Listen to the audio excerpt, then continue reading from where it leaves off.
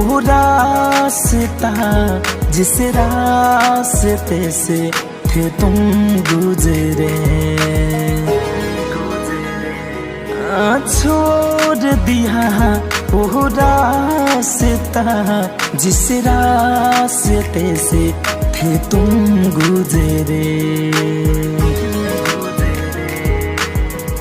तेरे ही यादों में है, दिल की ही बातों में है, तेरे ही यादों में है, दिल की ही बातों में।